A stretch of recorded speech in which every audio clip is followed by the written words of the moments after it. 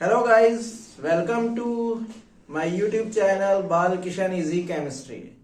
तो बेटा, कल की वीडियो में हमने सॉल्यूशन चैप्टर का फर्स्ट पार्ट दिया था।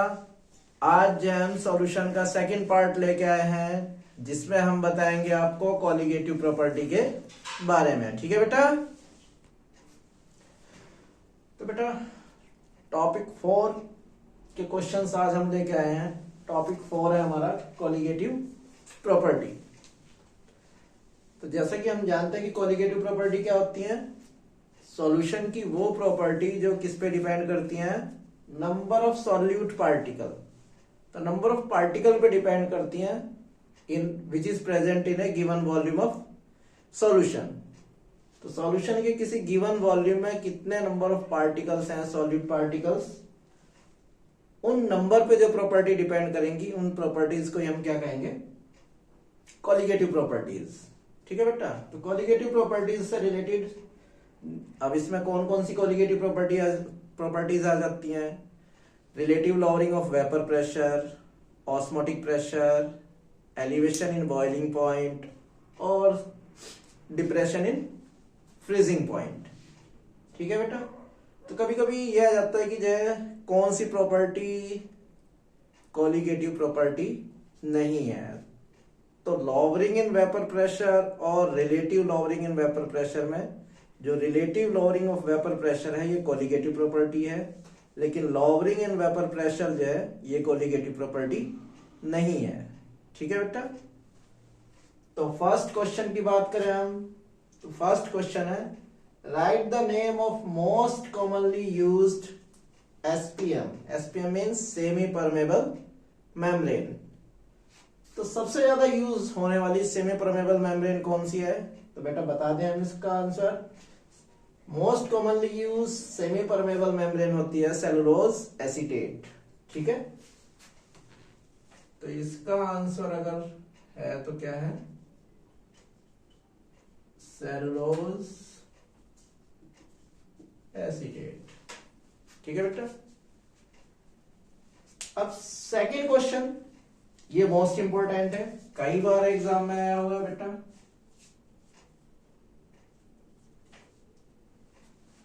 What happen when RBC placed in, ये कंडीशंस है, हाइपरटोनिक सॉल्यूशन, हाइपोटोनिक सॉल्यूशन और थर्ड है आइसोटोनिक सॉल्यूशन।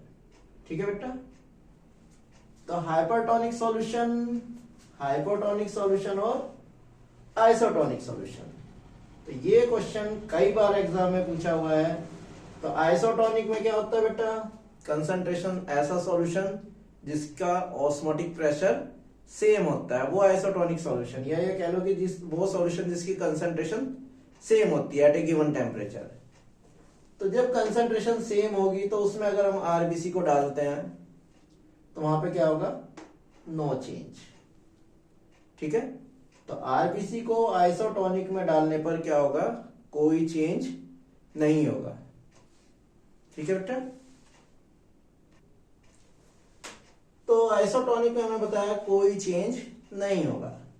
अब अगर बात करते हैं हम हाइपरटोनिक और हाइपोटोनिक, जनरली क्वेश्चन जो है वो हाइपरटोनिक या हाइपोटोनिक का ही पूछा जाता है एग्जाम में।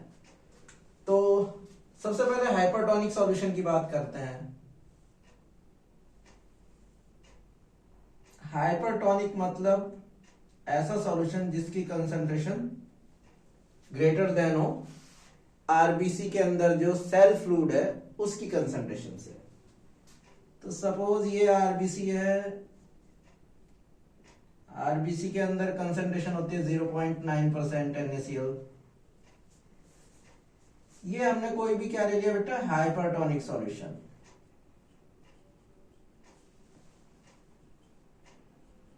हाइपरटोनिक सॉल्यूशन मींस आरबीसी की कंसंट्रेशन से ज्यादा सॉल्यूशन वाला, कंसंट्रेशन वाला सॉल्यूशन। तो 1% NaCl सॉल्यूशन ले लिया हमने बाहर। तो आरबीसी की जो मेम्ब्रेन होगी वो semi permeable membrane means SPM की तरह एक्ट करेगी। तो ऑस्मोसिस होगा बेटा। ऑस्मोसिस में क्या होता है, सॉल्वेंट मॉलिक्यूल मूव करते हैं from low concentration to high concentration. तो लो कंसंट्रेशन कहाँ है? Inside the RBC. तो आरबीसी के अंदर जो कंसंट्रेशन है वो लो कंसंट्रेशन वाला सॉल्यूशन है, और जो आरबीसी से बाहर वाला सॉल्यूशन है मतलब हाइपोटोनिक सॉल्यूशन वो ज्यादा कंसंट्रेशन वाला है। सॉल्वेंट मॉलिक्यूल मूव करेंगे low concentration to high concentration. Means water molecule जो होंगे या सॉल्वेंट मॉलिक्यूल आरबीसी से वो बाहर आ जाएंगे। तो इसका इफेक्ट क्या पड़ेगा आरबीसी पे बेटा? RBC will shrink.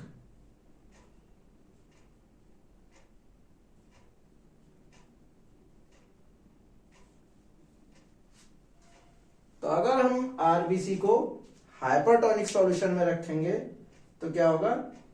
RBC shrink हो जाएगी। ठीक है। अब अगर हम बात करते हैं किसकी बेटा? हाइपर की जगह अगर हम ले लें हाइपोटोनिक सॉल्यूशन। ठीक है बेटा, ये चीज क्लियर हो गया। तो हाइपरटोनिक में रखने से क्या होता है? सॉल्वेंट मॉलिक्यूल लो कंसंट्रेशन से हाई कंसंट्रेशन की ओर मूव करेंगे, जिससे आरबीसी श्रिंक हो जाएगी। ठीक है बेटा। आरबीसी की जगह कोई जनरल सेल लेंगे हम, तो इस प्रोसेस को फिर हम प्लाज्मोलाइसिस कहेंगे। ठीक है बेटा। तो second case hypotonic solution. Hypotonic means जिस सॉल्यूशन की कंसंट्रेशन कम होगी बेटा। तो ये आरबीसी है बेटा, आरबीसी की कंसंट्रेशन होती है 0.9%। हमने इसको हाइपोटोनिक सॉल्यूशन में डाल दिया बेटा, मींस जिस सॉल्यूशन में रखा है उसकी कंसंट्रेशन कितने? 0.6% NaCl। ठीक। तो लो कंसंट्रेशन वाला सॉल्यूशन बाहर वाला हो गया बेटा, हायर कंसंट्रेशन वाला सॉल्यूशन आरबीसी के अंदर वाला। तो ऑस्मोसिस में सॉल्वेंट मॉलिक्यूल मूव करेंगे from low concentration to high concentration. तो सॉल्वेंट मॉलिक्यूल एसपीएम के थ्रू आरबीसी के अंदर एंटर करेंगे। तो रिजल्टेंट क्या होगा? Finally RBC will swell up.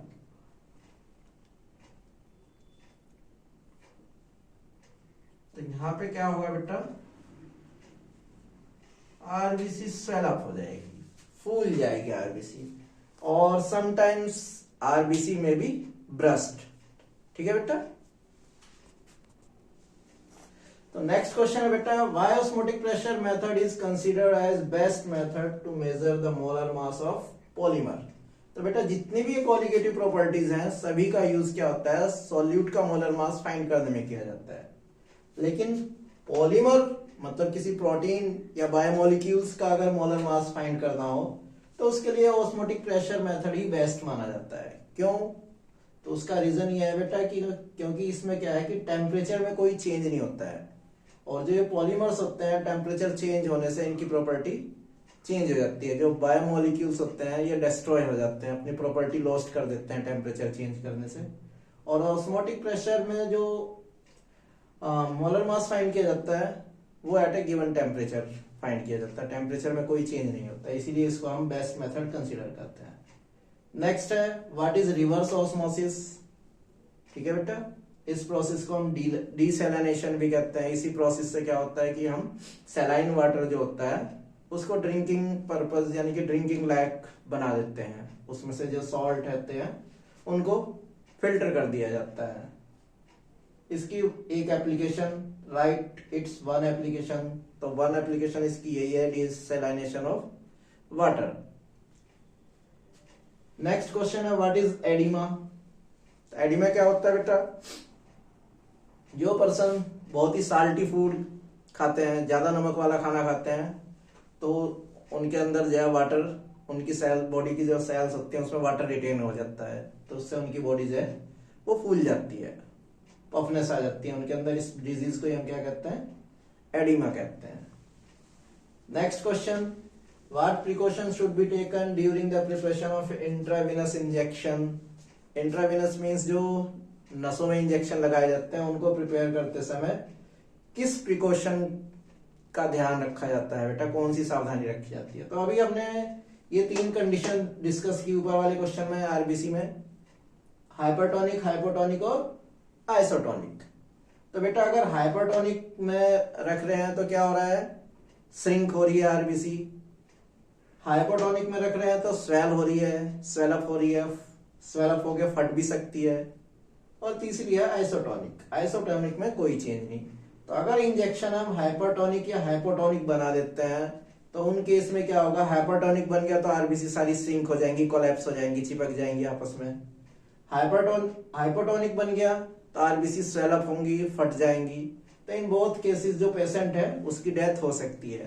तो इसीलिए जो है इंट्रावेनस इंजेक्शन बनाते समय ये प्रिकॉशन ली जाती है कि वो कैसा हो, आइसोटोनिक टू ब्लड। ठीक है, आरबीसी के आइसोटोनिक होना चाहिए बेटा।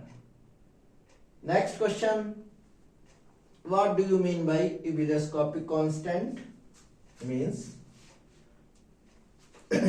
मोलर एलिवेशन कांस्टेंट भी कहते हैं इसको, and cryoscopic constant means molar depression constant. इनकी यूनिट भी पूछ ली जाती है बेटा, इनमें डिफरेंस भी आ जाता है। तो ये क्वेश्चन आपको जो है प्रिपेयर करने हैं, मोस्ट इंपॉर्टेंट क्वेश्चन है। ठीक है, तो टॉपिक 4 में ये क्वेश्चन 7 तक हो गए।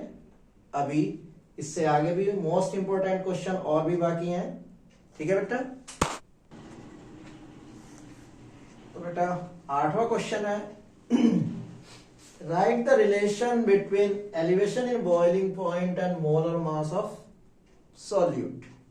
ठीक है बेटा, तो इसमें फॉर्मूला लिखने के लिए वैसे होता है, वैसे तो बेटा न्यूमेरिकल जो है कोलिगेटिव प्रॉपर्टी, मतलब सॉल्यूशन में से जो न्यूमेरिकल है मोस्टली वो या तो जो है कंसंट्रेशन टर्म्स में से आएगा या फिर कोलिगेटिव प्रॉपर्टी।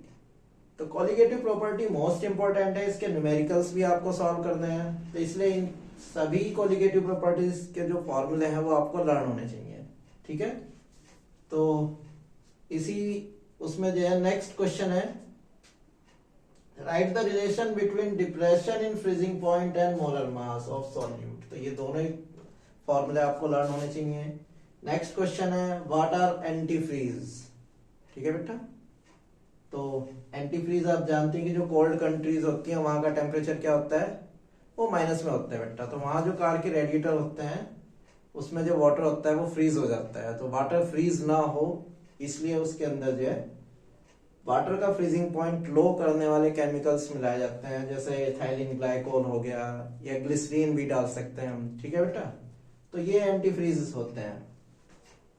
नेक्स्ट क्वेश्चन है, अरेंज करना है हमको किसको, 0.1 m glucose, 0.1 m NaCl and 0.1 m BaCl2 किस ऑर्डर में अरेंज करना है, increasing order of osmotic pressure, boiling point और फ्रीजिंग पॉइंट। किसी से भी रिलेटेड क्वेश्चन हो सकता है बेटा। ठीक है, तो इनका जो ऑर्डर वो मालूम होना चाहिए हमको।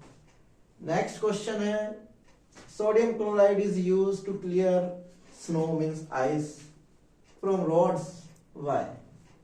ठीक है, तो ये क्वेश्चन भी बेटा एंटी फ्रीज का ही है, डी आइसिंग का क्वेश्चन है। सोडियम क्लोराइड का रोड पे जहां पे कोल्ड कंट्री होती है, हिल एरियाज होते हैं जहां पे क्या होता है कि बर्फ पड़ने से रोड जब ब्लॉक हो जाते हैं, तो वहां पे बेटा जो कॉमन सॉल्ट है सोडियम क्लोराइड उसका स्प्रे कर देते हैं। तो ये क्या करता है, ये वाटर के मेल्टिंग पॉइंट को लो कर देता है, जिससे वाटर मेल्ट हो जाता है और जो है रोड मतलब आइस जो है मेल्ट होके रोड पे से क्लियर हो जाती है, रोड क्लियर हो जाता है। ठीक है बेटा, next question, why ethylene glycol is added to water in car radiators of cold country. तो ये अभी एंटी फ्रीज में हमने बताया ही है। ठीक है बेटा, नेक्स्ट है, what do you mean bye want of factor. Want of factor की डेफिनेशन बतानी है हमको।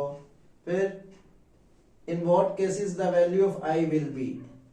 तो कौन कौन सी ऐसे केस हैं या कौन किन कंडीशंस में आई की वैल्यू 1 के इक्वल होगी, आई की वैल्यू ग्रेटर देन 1 होगी और आई की वैल्यू लेस देन 1 होगी। तो बेटा अगर आई की वैल्यू 1 के इक्वल आती है मीन्स वहां पे नॉर्मल कोलिगेटिव प्रॉपर्टी है, यानी कि ना तो वहां पे एसोसिएशन हो रहा है और ना ही डिसोसिएशन। आई की वैल्यू ग्रेटर देन 1 हमेशा डिसोसिएशन के केस में होगी, और आई की वैल्यू हमेशा लेस देन 1 जो होगी वो एसोसिएशन के केस में होगी। ठीक है बेटा।